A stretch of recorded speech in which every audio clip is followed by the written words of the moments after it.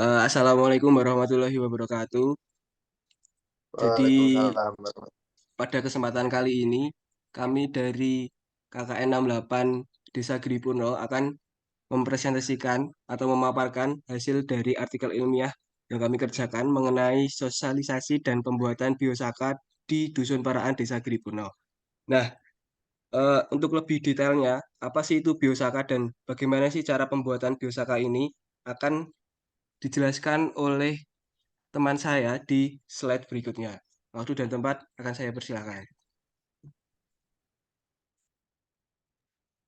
Oh iya, terima kasih atas waktunya. Pertama untuk pendahuluan, Biosaka merupakan salah satu sistem teknologi terbarukan dalam pengembangan pertanian organik modern yang dibentuk sebagai bioteknologi, yang ditemukan oleh Bapak Muhammad Ansar pada tahun 2006.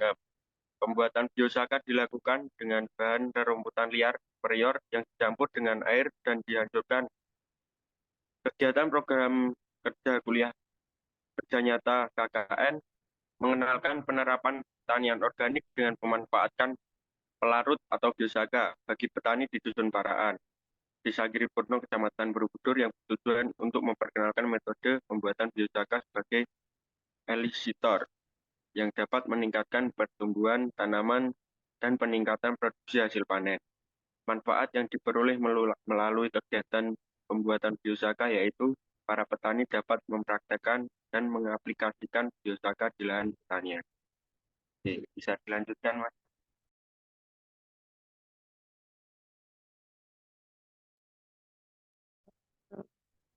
Yang selanjutnya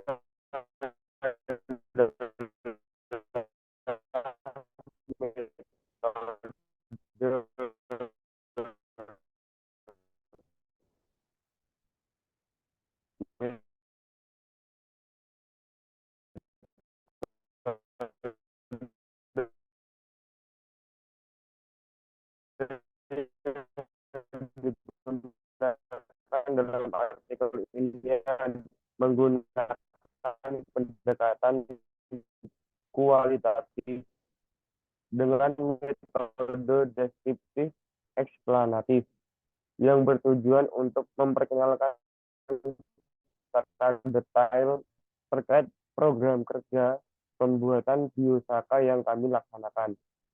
Pelaksanaan kegiatan dilaksanakan pada tanggal 16 Juli pembuatan biosaka yang diikuti oleh jumlah 12 dan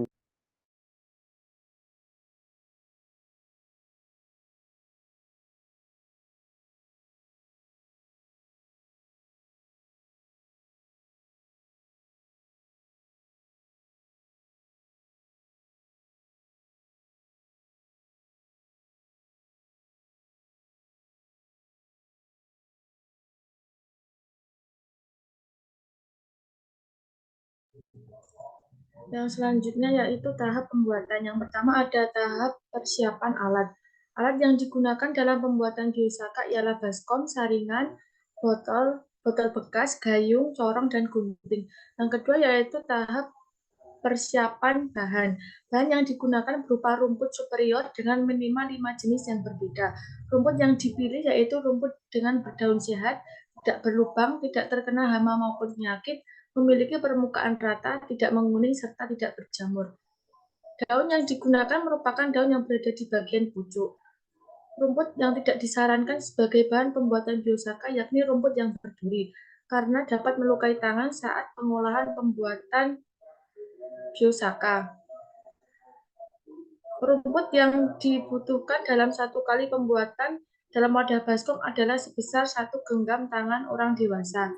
Yang ketiga yaitu proses pembuatan biosaka.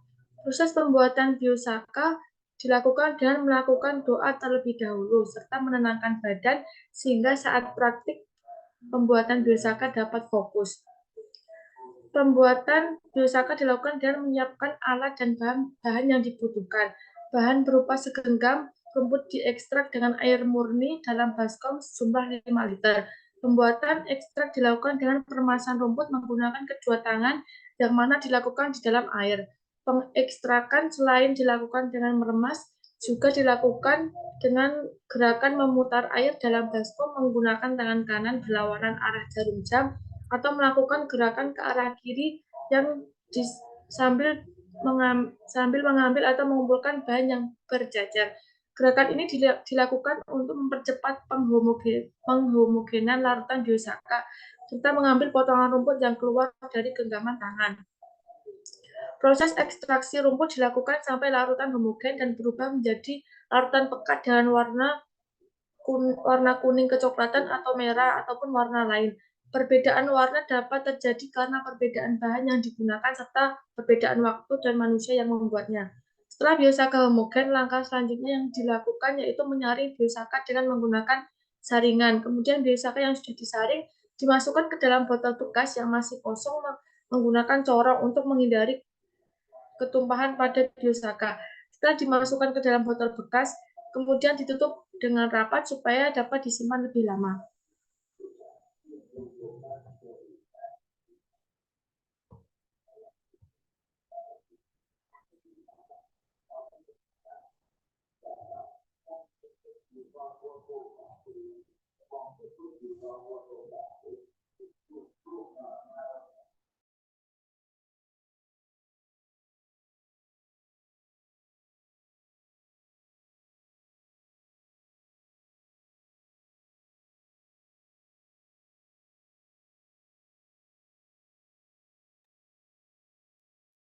Baik, kemudian setelah dilakukan tahap pembuatan, selanjutnya yaitu tahapan pengaplikasian biosaka.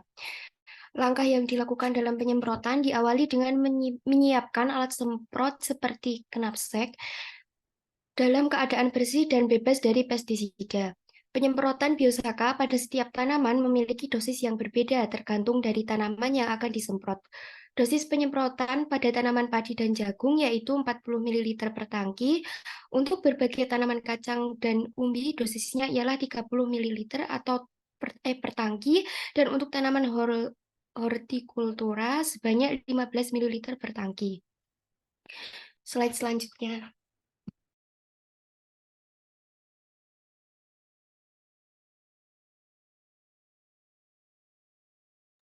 Kemudian pada bagian hasil dan pembahasan, hasil dari pengabdian KKN kelompok 68 di Desa Giripurno yaitu dengan pelaksanaan kegiatan sosialisasi dimulai dengan perkenalan terlebih dahulu. Perkenalan dilakukan oleh kelompok kami mengenai biosaka dengan metode presentasi dan memberikan prosedur pembuatan biosaka secara hard file.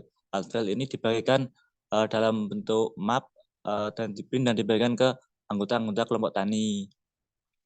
Kemudian pemaparan dilakukan oleh salah dua dari kelompok kami selama 30 menit dan dilanjutkan oleh sesi tanya jawab. Nah, pada sesi ini banyak warga-warga atau kelompok tani yang bertanya. Kemudian selanjutnya melakukan praktik pembuatan biosaka yang dilakukan di halaman rumah ketua kelompok tani. Praktik pembuatan biosaka dilakukan oleh 7 peserta di mana 4 diantaranya berhasil dan 3 gagal. Produk biosaka yang dihasilkan sejumlah 20 liter yang kemudian dibagikan kepada peserta yang hadir dalam sosialisasi tersebut.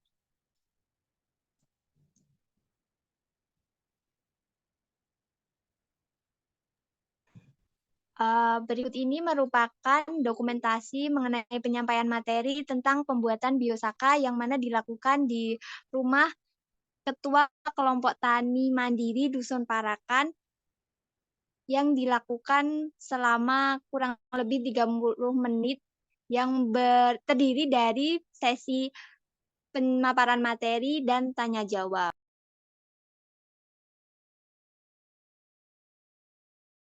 Selanjutnya yaitu penyampaian materi yang dilakukan oleh tim KKN 68 di Desa Giripurno kepada kelompok tani mandiri Dusun Parakan. Nah, pemaparan materi dilakukan untuk membuka wawasan peserta mengenai biosaka. Kemudian materi yang disampaikan itu berupa pengertian biosaka, di mana biosaka merupakan ramuan atau larutan tumbuhan yang berperan sebagai elisitor yang dapat meningkatkan produktivitas tanaman. Kemudian ada prosedur pembuatan biosaka, di mana dilakukan dengan mempersiapkan alat dan bahan. Kemudian melakukan peremasan pada rumput. Kemudian setelah larutan tersebut homogen disaring untuk mendapatkan biosaka tersebut. Materi yang selanjutnya ada kriteria biosaka yang berhasil dan juga gagal. Untuk kriteria biosaka yang gagal itu berupa memiliki warna hijau dan terdapat endapan pada larutan. Kemudian yang berhasil itu memiliki warna yang coklat kemerahan, kemudian tidak terdapat endapan pada larutan. Materi yang disampaikan selanjutnya ada pengaplikasian biosaka pada tanaman, di mana biosaka diaplikasikan dengan cara diencerkan terlebih dahulu menggunakan air, kemudian disemprotkan pada tanaman. Pemaparan materi itu dilakukan selama 30 menit oleh tim KKN 68 serta dilakukan sesi tanya jawab. Selain dilakukan pemaparan materi, anggota kelompok tani mandiri juga diperkenalkan cara pembuatan biosaka oleh mahasiswa tim KKN 68.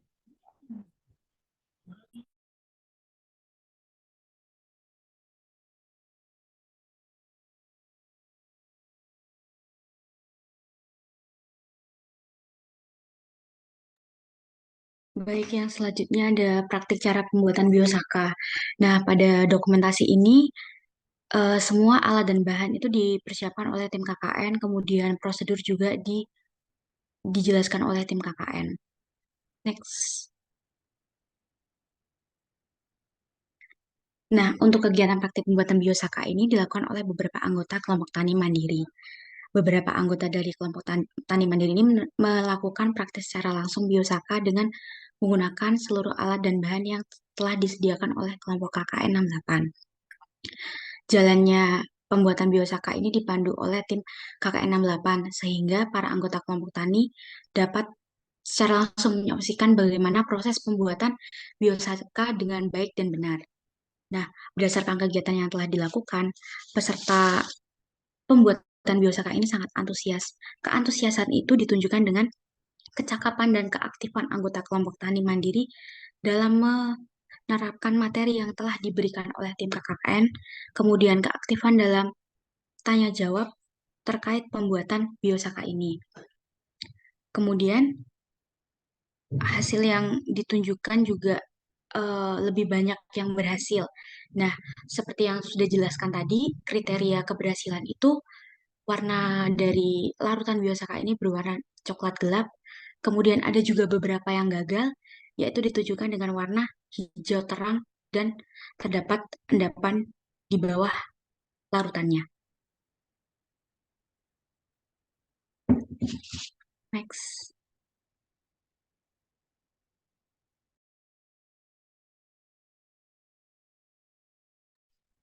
Ya, sekarang sudah dijelaskan tadi sama teman-teman.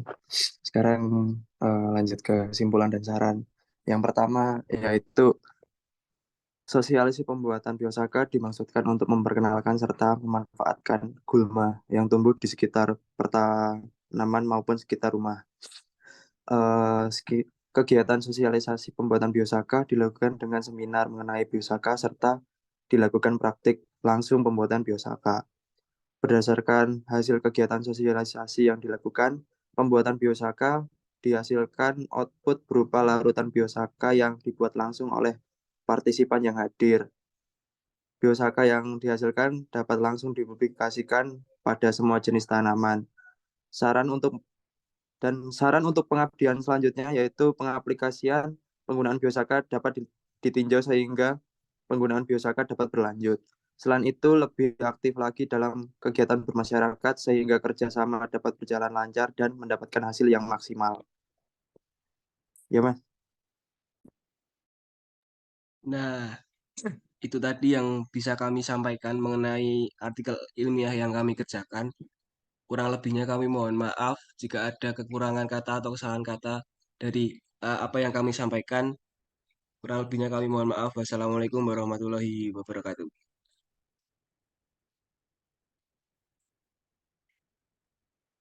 Waalaikumsalam warahmatullahi wabarakatuh.